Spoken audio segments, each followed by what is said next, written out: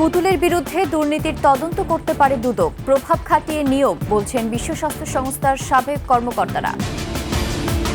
নির্মাণের ৩ বছরের মাথায় ফাটল রাজশাহীর গোদাগাড়ির মডেল মসজিদে, নিম্নমানের সামগ্রী ব্যবহারের অভিযোগ। এবং লাউয়াছড়া থেকে চুরি হচ্ছে গাছ, বনের লোকদের ম্যানেজ করেই চলছে বন উজাড়।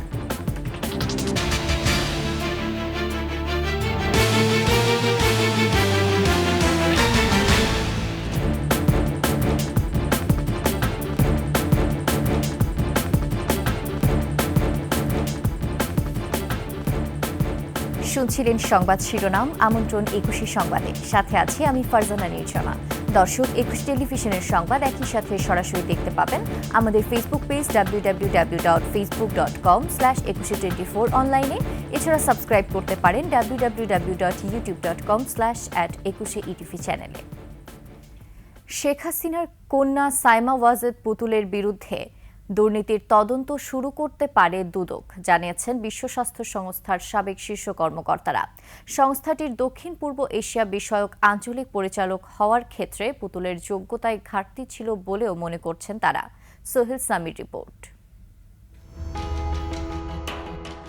শনিবার ব্রিটেনের প্রভাবশালী মেডিকেল জার্নাল দ্য ল্যাঞ্চেট একটি রিপোর্ট প্রকাশ করেছে।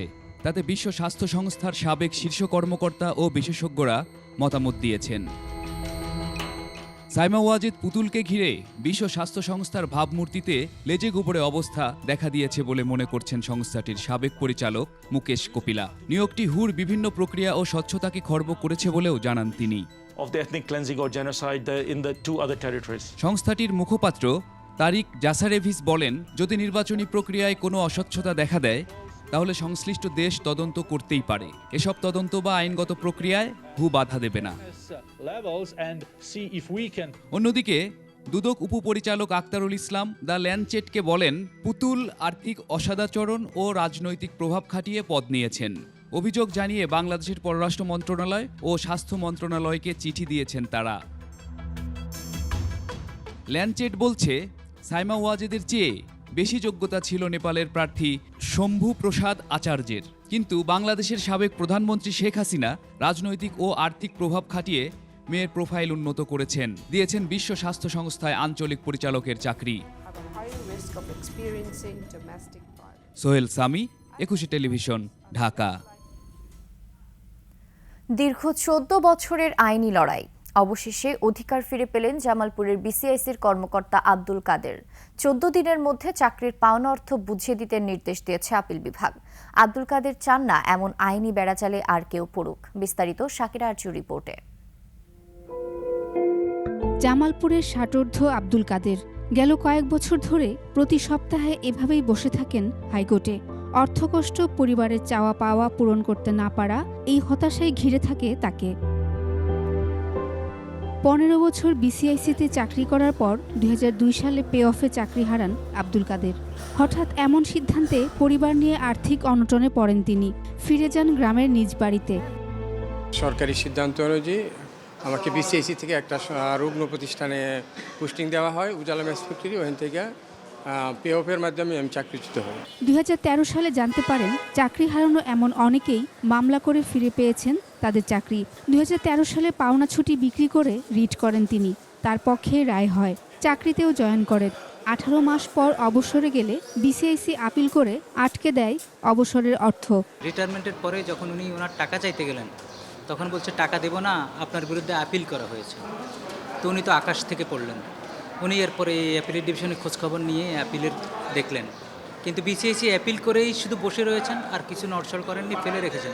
সামর্থ্য না থাকায় নিজেই লড়েন মামলাটি। প্রধান বিচারপতির নজরে এলে নিষ্পত্তি হয় মামলা। ২৩ বছরে আমার আর্থিকভাবে পরিবার পরিজন নিয়ে, ছেলে মেয়ে নিয়ে আমার অনেক কষ্ট হয়েছে, এবং আমি আশা করি আমার মতো এরকম যাতে আইনি হয়রানির শিকার কেউ না হয় ভবিষ্যতে।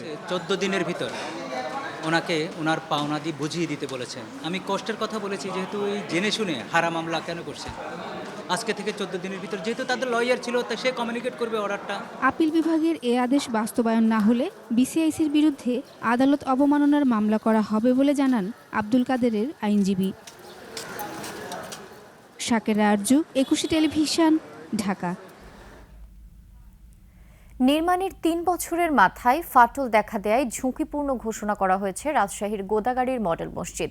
কাজে নিম্নমানের সামগ্রী ব্যবহারের অভিযোগ ঠিকাদারের বিরুদ্ধে।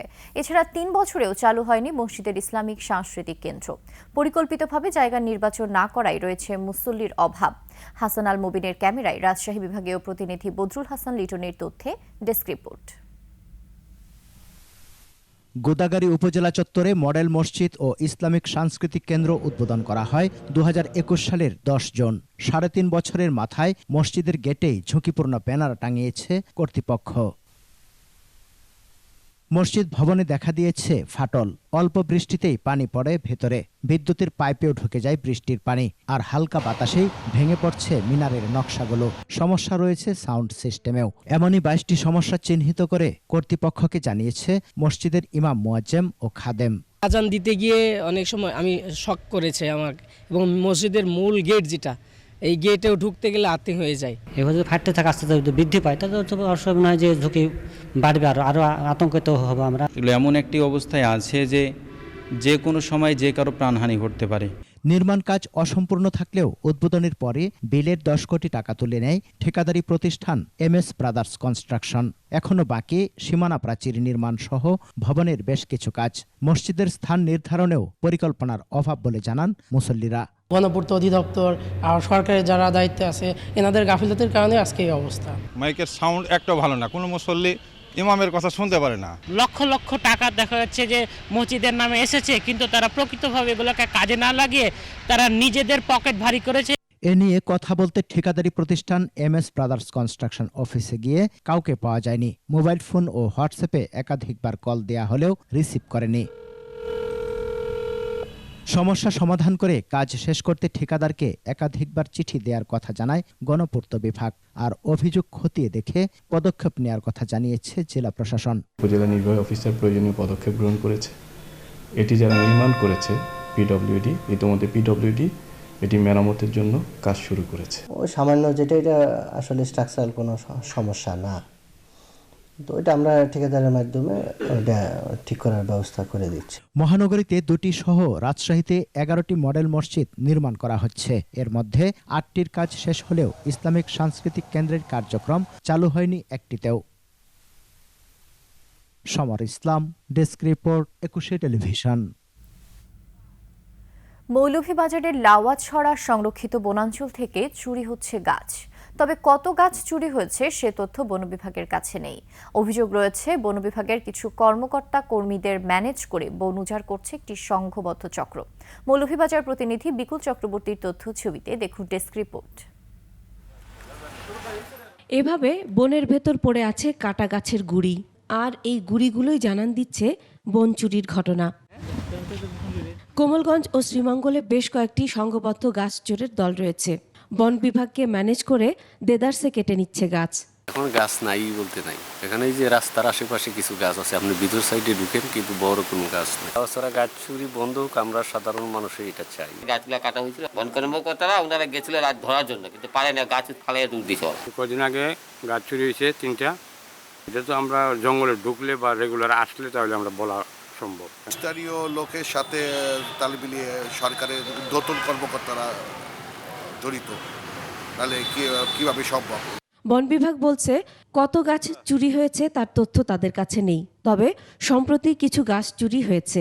গাছগুলি ওখানে যে ট্রলিতে পরিবহন করেছিল, রেলে নতুন ট্রলি বানায় পরিবহন করেছিল, ট্রলিটা জব্দ করা হয়েছে।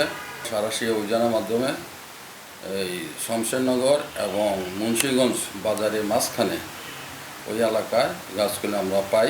দর্শনার্থীরা বলছেন গাছ চুরির কারণে সৌন্দর্য হারাচ্ছে লাওয়াছড়া বন, কমে যাচ্ছে বন্যপ্রাণীর সংখ্যা।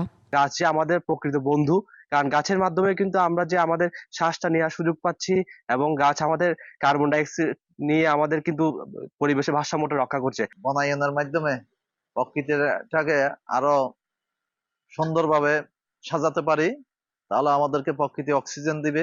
দেশের পূর্বাঞ্চলের চিরহরিত এই বনটি রক্ষায় প্রয়োজনীয় ব্যবস্থা নেওয়ার দাবি জানাচ্ছেন তারা। Masuma Lisa, desk report, 21 television. নিচ্ছি সংবাদ বিরতি। যখন ফিরছি তখন অন্যান্য সংবাদের সাথে আরও যা থাকবে। রংপুরে শুরু হয়েছে শৈত্যপ্রবাহ, হাসপাতালে বাড়ছে রোগী, ক্ষতিগ্রস্ত ফসল। আবারও আমন্ত্রণ 21 সংবাদে। সারা দেশের বিভিন্ন জেলায় তাপমাত্রা কিছুটা বাড়লেও কমেনি তীব্রতা। কোথাও কোথাও তীব্র শীতে ক্ষতি হচ্ছে ফসলের। হাসপাতালে বাড়ছে শীতজনিত রোগীর সংখ্যা। সবচেয়ে বেশি ভোগান্তিতে শিশু ও বৃদ্ধরা। প্রতিনিধিদের তথ্যচিত্রে দেখুন ডেস্ক রিপোর্ট। চুয়াডাঙ্গায় তাপমাত্রা কিছুটা বাড়লেও কমেনি শীতের তীব্রতা। কনকনে ঠান্ডায় বিপাকে পড়েছেন কর্মজীবী ও নিম্ন আয়ের মানুষ। 4টা থেকে ঠান্ডা, সকাল পর্যন্ত একই। আজকে ভোরের থেকে ঠান্ডা বেশি। গাইবান্ধায় বিকেল থেকে রাত পর্যন্ত বৃষ্টির মতো পড়ে কুয়াশা। পর্যাপ্ত গরম কাপড় না থাকায় দুর্ভোগে খেটে খাওয়া মানুষ। বেড়েছে শীতজনিত রোগের প্রকোপ। কুড়িগ্রামে মাঘের শীতে স্থবির হয়ে পড়েছে জনজীবন। 5 দিন ধরে দেখা মিলছে না সূর্যের। ঘন কুয়াশায় ঢাকা থাকছে চায়ের শহর মৌলভীবাজার। দিনভর ঠান্ডা বাতাসে ভোগান্তিতে রয়েছেন জেলার মানুষ। গুমোট আবহাওয়ায় ক্ষতি হচ্ছে ফসলের। শীতে বিপর্যস্ত উত্তরের জেলা পঞ্চগড়। তেঁতুলিয়া আবহাওয়া অফিস জানায় সর্বনিম্ন 9.9 ডিগ্রি সেলসিয়াস তাপমাত্রা রেকর্ড করা হয়েছে। এত পরিমাণ ঠান্ডা যে আমাদের যে কাজগুলো করতে অনেক কষ্ট হয়। এত কুয়াশা, মানে কয়েক বছর এরকম কুয়াশা হয়নি। রংপুরে শুরু হয়েছে আবারও শৈত্যপ্রবাহ। গত 2 দিন ধরে রংপুর অঞ্চলে সূর্যের মুখ দেখা যায়নি। আবহাওয়া অফিসের তথ্যমতে হতে পারে গুড়ি গুড়ি বৃষ্টি। ঘন কুয়াশার কারণে আবারও শীত জেঁকে বসেছে শরীয়তপুরে। সবচেয়ে বেশি ভোগান্তিতে শিশু ও বৃদ্ধরা। যমুনা পাড়ের জেলা সিরাজগঞ্জে কুয়াশার পাশাপাশি শীতের মাত্রা বৃদ্ধির ফলে মানুষের মাঝে দুর্ভোগ বেড়েছে। শীতের তীব্রতায় মানুষ অনেক কাবু। অবস্থা ভালো না। ঠাকুরগাঁয়ে ঘন কুয়াশায় শুকিয়ে যাচ্ছে বড় ধানের বীজতলার চারা। মহিমা পলি, ডেস্ক রিপোর্ট, 21 টেলিভিশন। এবার আফিফা ফিন্যান্স লিমিটেড বাণিজ্য সংবাদ।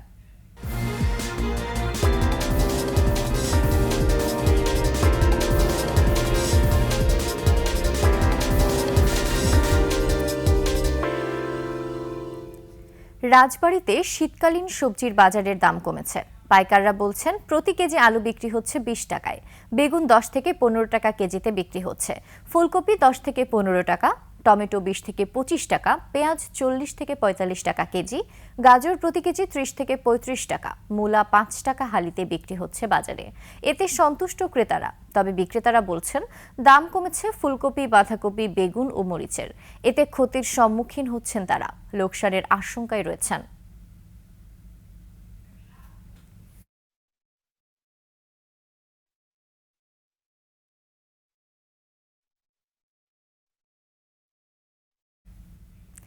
এরই সাথে শেষ করছি 21 সংবাদ। যাবার আগে সংবাদ শিরোনামগুলো জানিয়ে দিচ্ছি আরও একবার।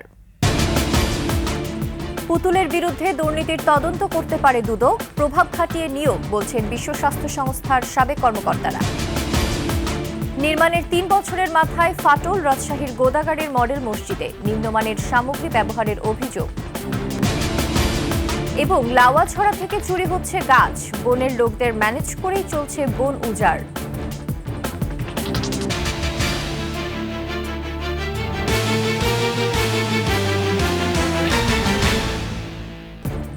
সর্বশেষ সংবাদ জানতে ডায়াল করুন 2021 নাম্বারে আর ভিজিট করুন 21-tv.com ওয়েবসাইটে। ফেসবুকে ভিজিট করতে পারেন www.facebook.com/2124 অনলাইনে।